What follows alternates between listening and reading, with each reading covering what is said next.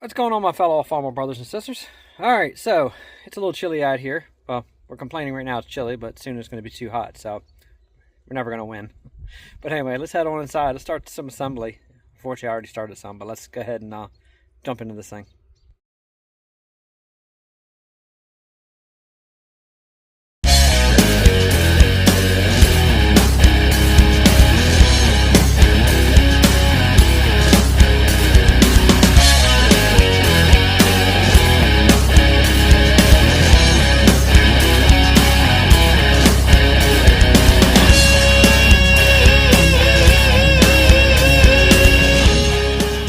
So, been kind of busy at work again, so I've been trying to jump in here and just do some things here and there on the 450 and get it together. And she's looking good. Didn't do anything that was like, I guess you could say, photo worthy to help anybody. It's pretty simple stuff. It's just one of those things if you just want to see it. But I am going to throw up a little video montage showing all the stuff that I did and what I put in here, and that'll kind of give an idea. So I'll spin this around and show you what we did. You know, one thing that seems to always get overlooked on tractors is something very simple: grease zerks. A lot of people overlook these. Don't replace them. This is just some of them that I replaced out of this tractor, and it's quite a bit. There's a lot of zerks in here. You do have a couple different kinds. These right here are the 1/8 by 27s. These are usually the most common big ones. You'll have some small ones right here. These are going to be the 1/4 by 28s. And then you got these guys right here. These are the press-in ones. So a lot of times what I'll do is if I think these grease zerks have gone bad or if they start to leak or something out of there, instead of paying like $1 a piece for these things, take a claw hammer, hook it on this end right here, yank these puppies out, drill and just tap out the threads and then screw in one of the 1/4 by 28s. It's really easy to do. And then you can always replace them if need be. This one here apparently had two different sizes. I had one large, one small, but it wasn't as large as the 1/8 by 27. So it's a very oddball one. But I did replace those, and I tell you, these tractors do have a ton of grease zerks. I replaced them all on the front end, replaced them on the front, replaced them right there at the ball joints, right there. You got one under there. On the sides.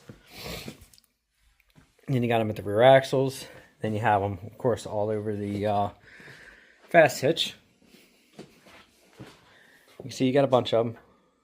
So you just kind of go throughout, and wherever you see the zerks, you know, it's a good idea to replace them because through the years they do get a lot of grime, a little dirt.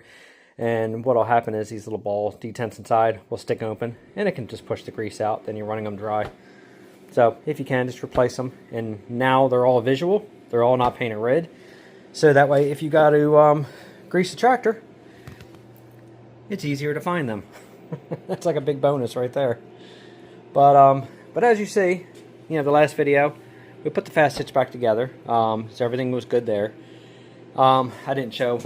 I guess a lot of people probably thought that I painted over the cylinder in red. I didn't. It was all taped up. So as you see, the cylinder is perfect. So what I added to it since the last video was the fuel tank, the belt pulley, the starter I popped on, and I think I finished putting the brakes together. And again, the brakes isn't anything special. Very simple. Really nothing to these whatsoever.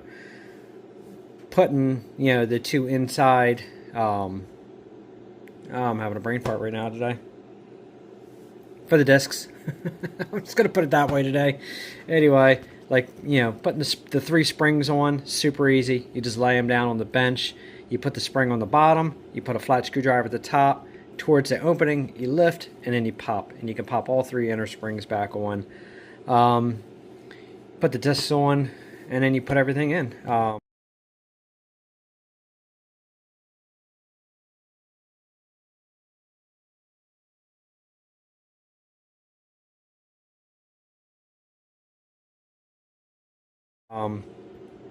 I haven't adjusted them yet. They're just, everything's just sitting there. but I do have all the jam nuts and everything all installed inside there, so I can tighten these up when I'm ready. Haven't adjusted the clutch yet either, but I got that all on, and as you see, clutch pedal is like perfect. Considered this tractor here, I could almost pull the pedal. Also, just like the diesel was, I can almost pull it off of the top plate. So it was really, really bad. So she's good. And again, another Zerk. So you got plenty of them in here. This pedal, I believe, came off a 400. The only difference was, oddly enough, is that this pedal was drilled for a stop. That can actually come up and touch in here. The original one on this tractor didn't have this. So I think I paid, I don't know, 20 or 30 bucks for the pedal. And this is the one I drilled out. I decided to keep it. I mean, why not? It's just, I'm probably never going to use the clutch stop, but it's there. So it's just something extra. But that actually worked out good. So I actually, you know, both pedals are now good on these tractors. So next to be the 300. I think that's got a little slop in it, so I'll have to fix that one. One big thing I'm going to pop a bunch of photos up on and show is gas tank mounting hardware. I had to order some new bolts to go in here because it's a fine thread. I believe it's like 3/8 by 24 that go in here, and unfortunately these are 3/8 by 16. Fine back here because it gets the nut and bolt back here, but up here it's already a, you know, welded on bolt. But as far as the rubbers on here, as you see, I got these off Amazon again. I found the diameter and the thickness and the size I need. Here's the information on them right here. You get 20 of them, 1 5/8 outer diameter, 3/8 inner diameter. Didn't pay much for this. Again, I think this was maybe $8, $10, somewhere in there for 20 of them. And this is what you get. A lot cheaper to buy these. Of course, this is just the rubber flash right here. You just cut that flash out of that middle. A lot cheaper to buy these for your gas tank mounts than to actually buy a gas tank mounting kit, because they get a little pricey.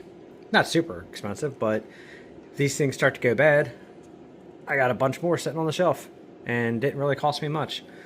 So you want to make sure you put one down between the tank and the frame, and then these caps right here, you get one right there, and then when that clamps down, it sandwiches it in. So just an idea for you guys. Like I said, perfect thickness, exactly like the original. Actually, I think I got a couple of the originals in here.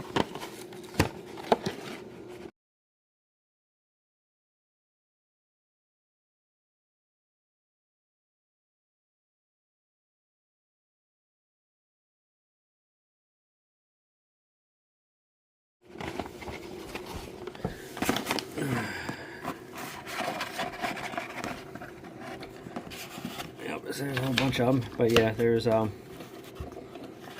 you see, she's pretty pancaked. But there's one there closer to the originals that was up inside the red cap, and there's the replacement. As you see, perfect. So just a little tip for you guys in case you guys need any of those for your tanks. Hate to say the Amazon word, but Amazon, you know, unfortunately, some of the stuff you can't get locally. It just can't happen. Anyway, we're talking about grease zerks, and on top of the water pump, same thing.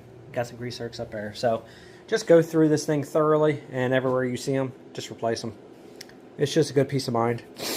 So I'm thinking today what we're going to do is we're going to go ahead and put in the fuel bowl. I did get the extra screen to go inside, just to help aid any junk going through the fuel lines. I might go ahead and install the water pump today, and once I get all that done, I'm thinking I might go ahead and start getting the wiring harness. No, I'm going to get the hydraulic lines bolted back up. So we'll definitely get that side hydraulic line bolted up today. I'm not sure about this back one yet. I might try to get it in. We'll see what happens. But anyway, so enjoy this montage of pictures, and then I'll be back. Alright, so before we get started, I do have to go ahead and put JB Weld on this little screen so it has time to set up before I install it. So the part number we're using is right there. And it's just a fuel tank screen.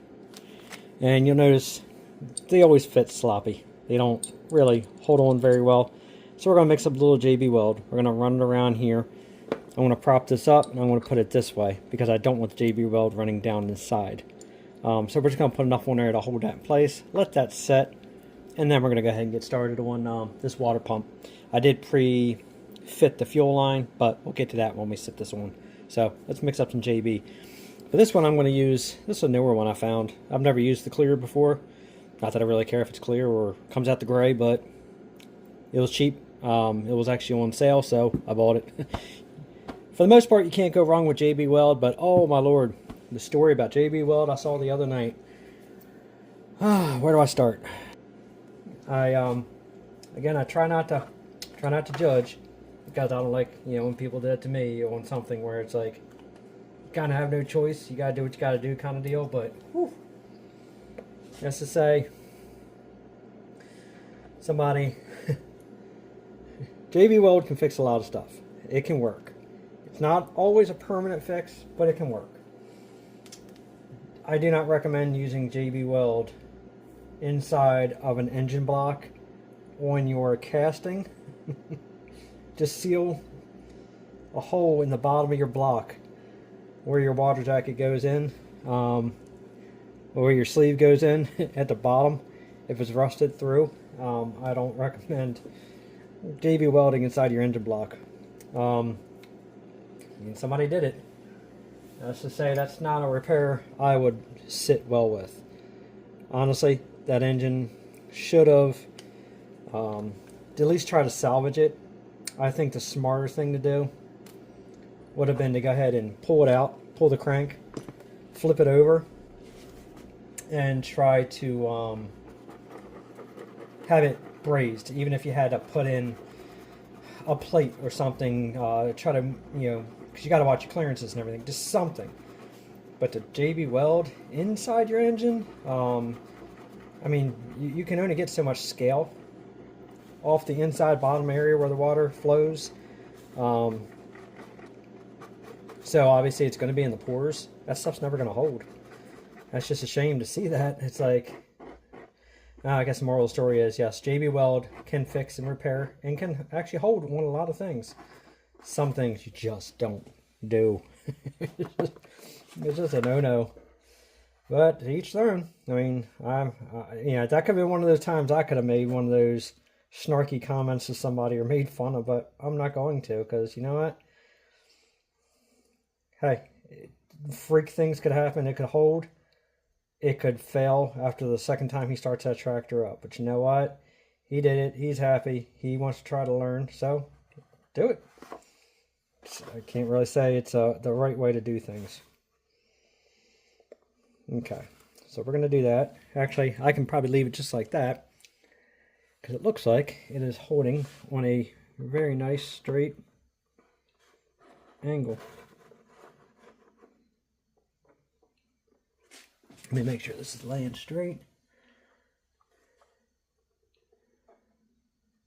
Yeah, it's laying perfectly straight. Okay, so I'm going to let that set up, and then once it hardens, I'll come back and the little bit of drip that came off, I'll clean that up. And now I know it's going to drip down. It can't drip that way, and it can't drip that way inside the screen and clog this thing up. Even though this tank and this thing is beautifully clean. I mean, this tank is flawless, literally.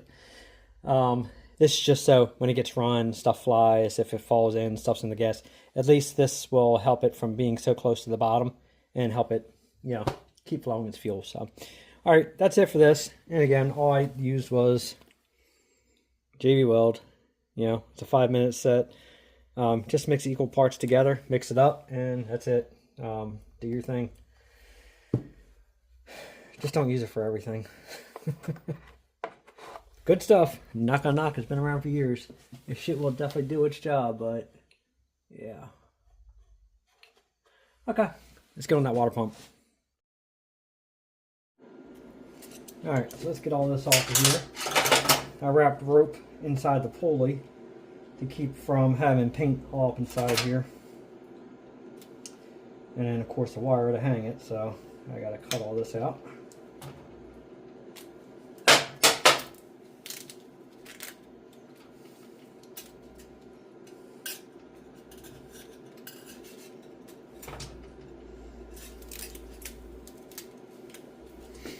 And I gotta figure out where I'll put all the springs and clamp and wedge and everything for the fan. I have all that in a separate box.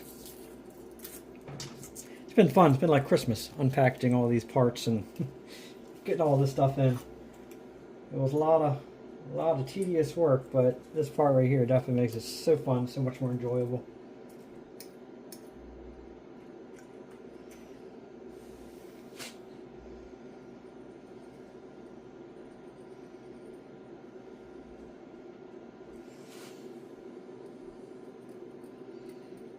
I'm going to keep all this clean too, because this is where that bracket for the fan goes on and locks everything in place. I cleaned all the threads up so the wheels work good. Everything actually works nice on here.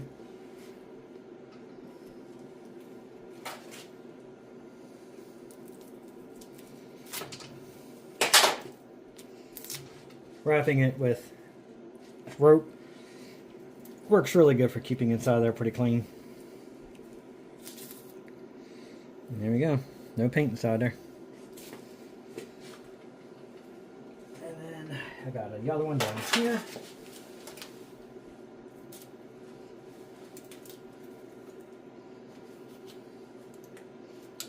This is for the alternator down here.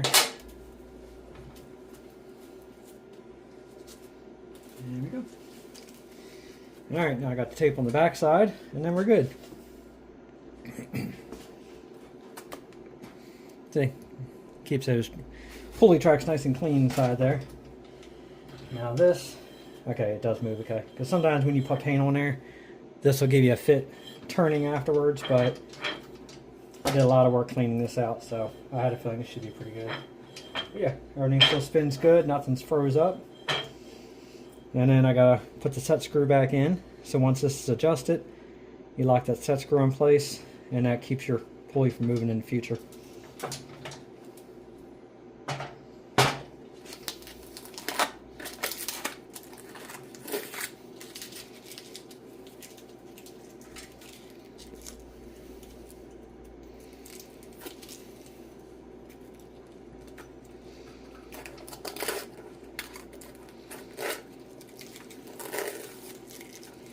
So anything about masking tape, when you leave it sit for a while on parts after you paint them and stuff, it gets real super brittle and it makes it a little harder to remove. Sometimes it'll come off and tear in little pieces like that, but nothing brutal.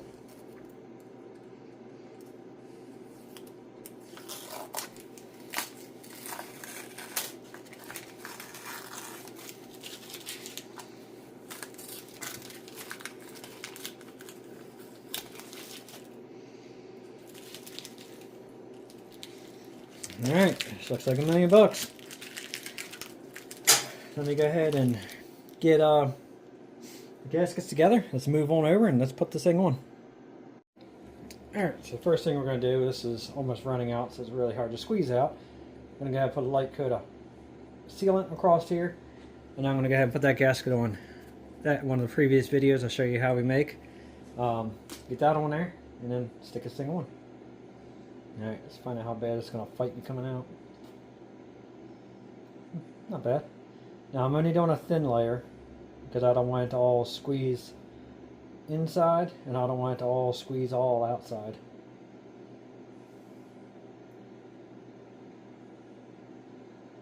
So you don't have to go super heavy.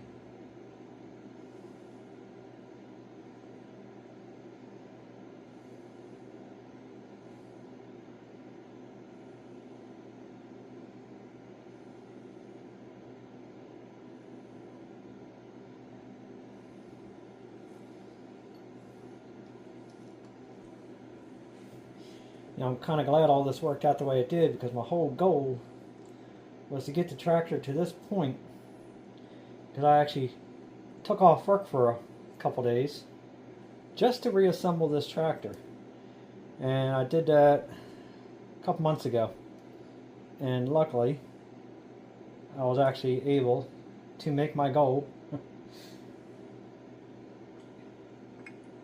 and get the tractor to the point where I can assemble it on my day off.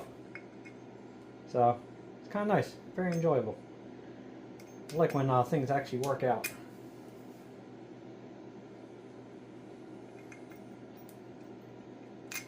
Should have just stuck these bolts in to start with to hold this in place.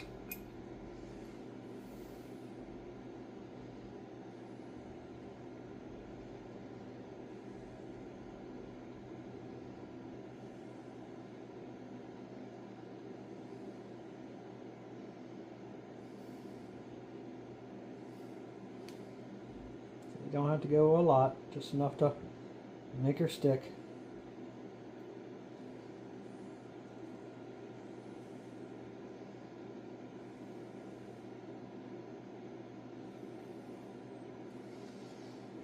Okay. Let's put her on. Let's drop a bolt.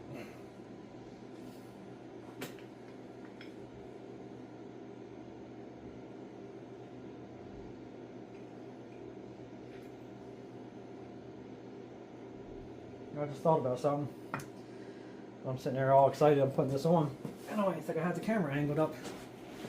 Nope. Let's change it. That should make things a little better.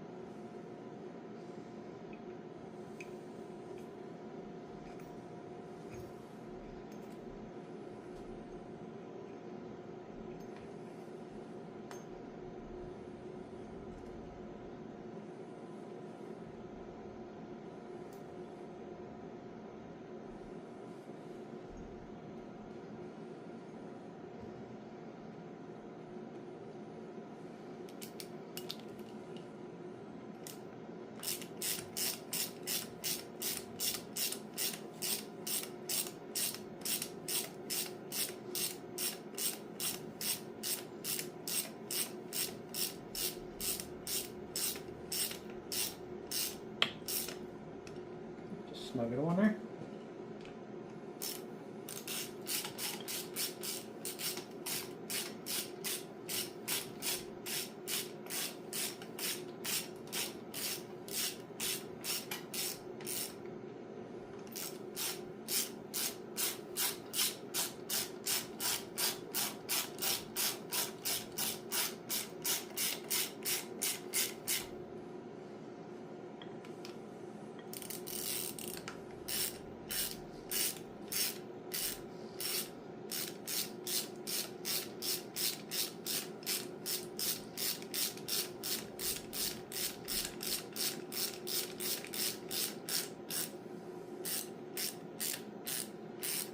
Alright, I can tighten it all down. I'm going to go to this corner, go to this corner, and go up here, and down here. Like that. That's done. See, nothing hard about it. Alright, let's get the hoses together.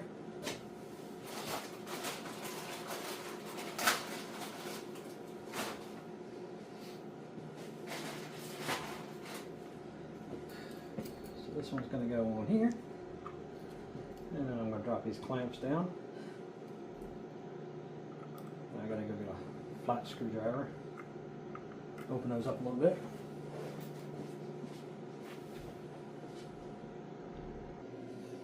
Alright, we're all prepped and ready.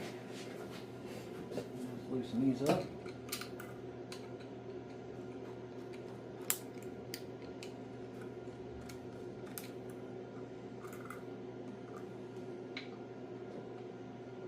And I already got that all prepped. Same process. Slip that on. And these are 3/8 by 16s by 1s. The originals were boogered up, so I'm just putting new ones in.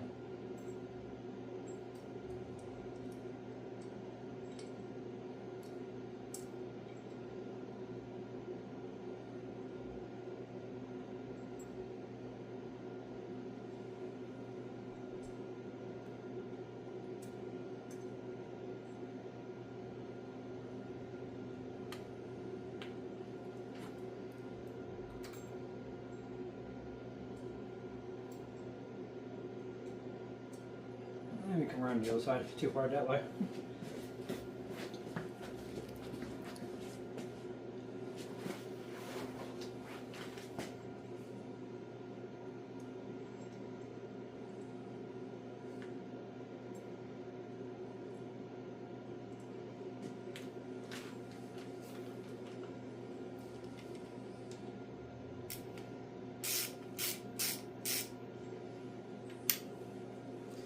Oh, get in there.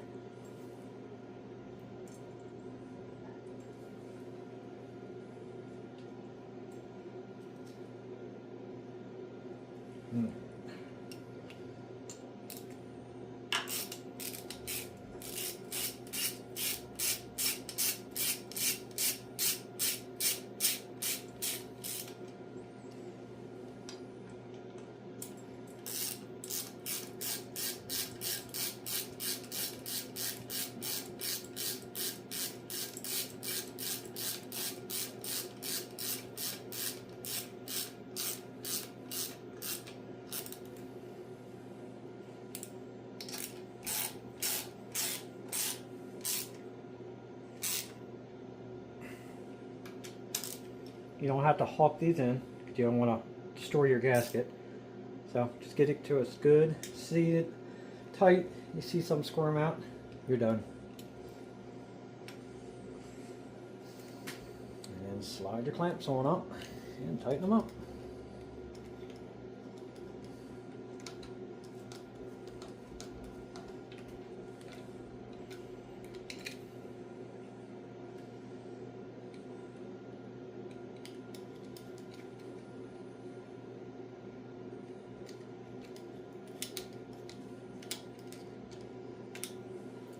Let me grab a little socket, works so much better on those.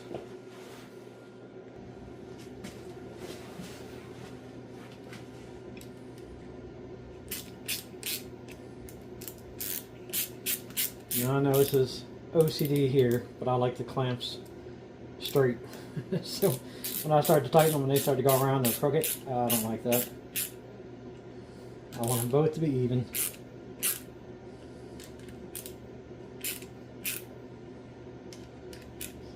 Good, but I want to bring this one back around.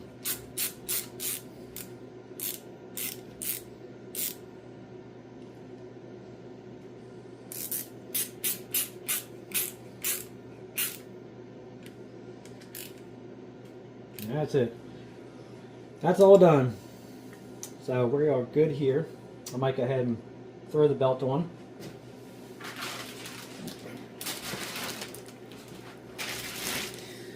There's your part number for your belt. And I got this from Steiner. Now, I can't tighten this up because I still have to put the alternator on there. So I'm only going to put this belt on, kind of sit her in place, go from there, but I'm not going any further on that.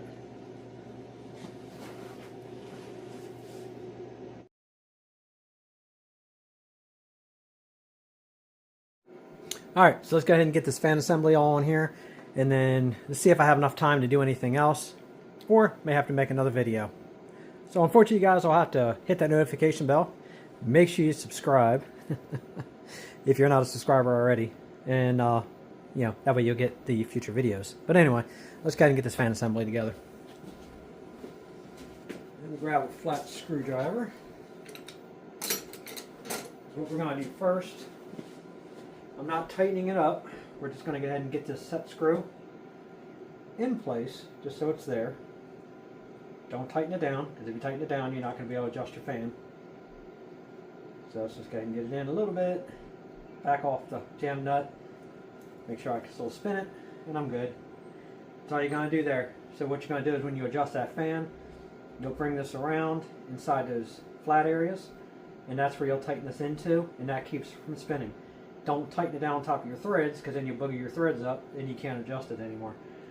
Make sure you're in those flat spots. But like I said, it's on there. Nothing's binding up right now because I still have to adjust the fan. Here's your flat area over here. That's where that wedge bolt's going to go in. Through there, it locks this whole assembly in place.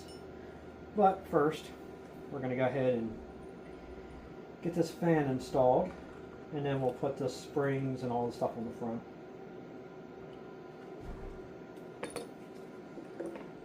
Okay, we grab the fan.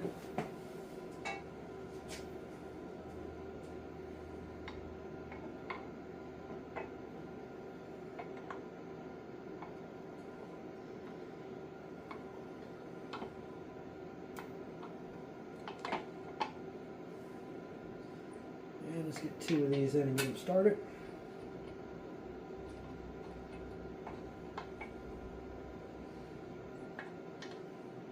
So you'll notice you have 2 studs, and then you'll have 2 bolts. So just do it like this.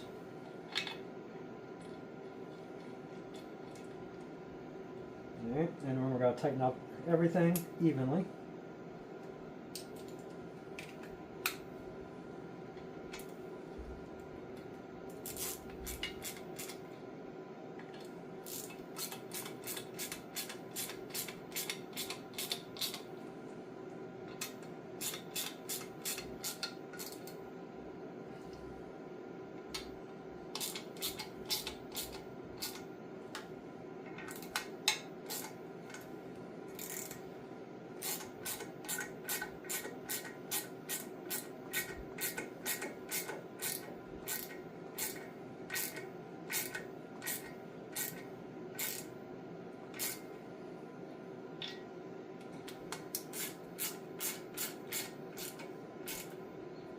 Alright, and I'm going to tighten everything up.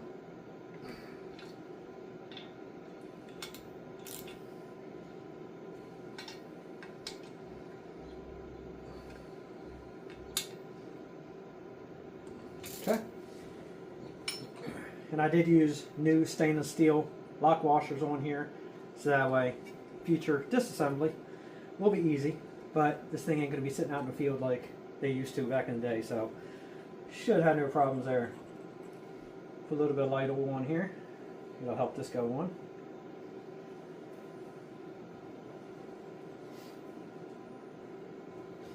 Put your 2 springs back in. Like that. And then line this up.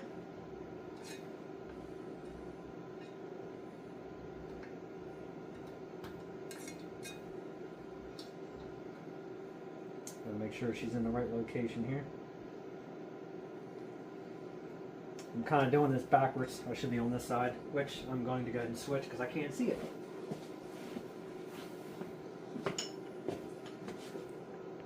Alright, try from that side. Maybe it'll be a little easier.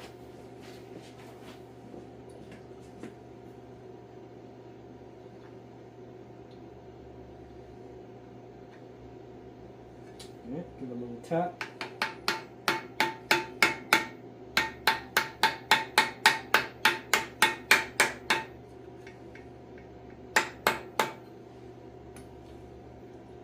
A little bit of oil in here. I always screw the nut on just a little bit. And then we're going to go ahead and slide this in place. Actually, I don't know why I told you that. Take the nut off because it goes from the back side. So, the wedge this way. Get that in place.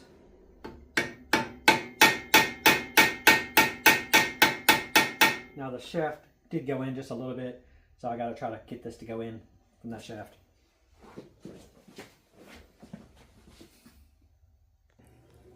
Okay, so what you want to do, I had to take it back off, put a little oil on there. You want to tap it easy and kind of even, because you'll push that water impeller shaft in.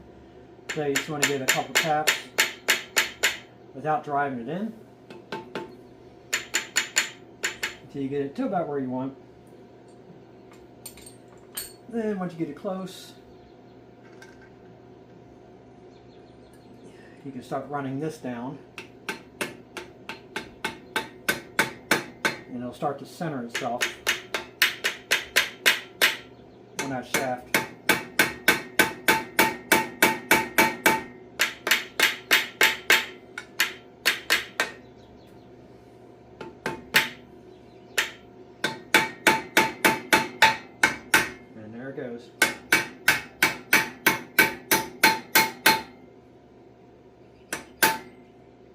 and spin it on around. Put your lock washer on and run your nut on there.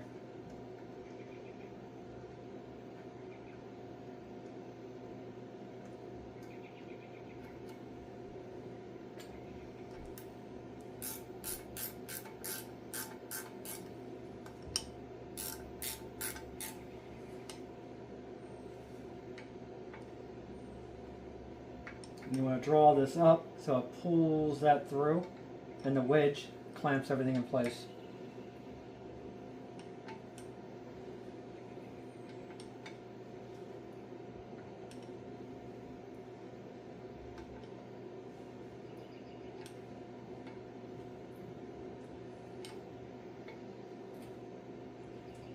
And it feels pretty good. She's seated. It's flush like it's supposed to be. And everything moves nice and free. And that's all there is to that fan assembly.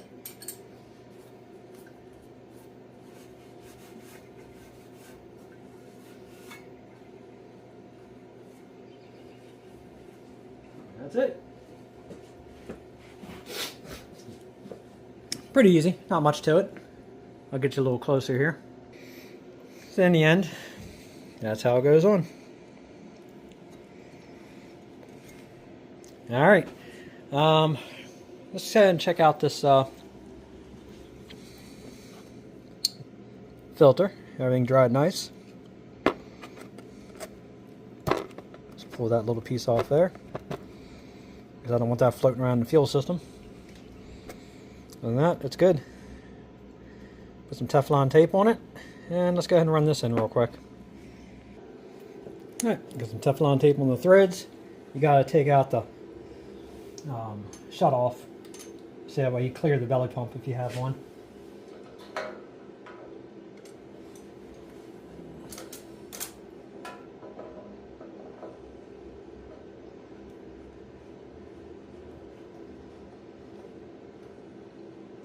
I'm not going to set this super tight as of yet, because I still got to do some bending on this fuel line, get it where I want it. For the most part, it's pretty good, but I want to bend it just a little bit more away from that solenoid. But other than that, that's pretty much how that goes. Pretty simple. So yes, unfortunately, I have run out of time today. So this is where we're going to stop the video for this one. Other than that, make sure you guys hit that subscribe button, hit that notification bell for future videos. And then the next one, we're going to get back on it, finalize the, I think we'll just spend the next video putting all the hydraulic lines on. Possibly putting on all the parts for the throttle, for the governor. Get all these lines, these rods on here. Got to pull those plugs. That's where the one goes. And it follows down in the bottom of the pump. But other than that, that's it, guys. Make sure you hit that notification bell, like, subscribe, and share. Oh yeah, and I did run into a little hiccup. So, unfortunately, it didn't have a leak before, but apparently it's got a leak now. Apparently the front seal on this belly pump, it's got a drip, so it's enough to drip a little oil out of here. So we are going to have to do a video, take the bolts off, pull this out, replace this seal, and obviously I'll be replacing this one at the same time, and then put this assembly back on.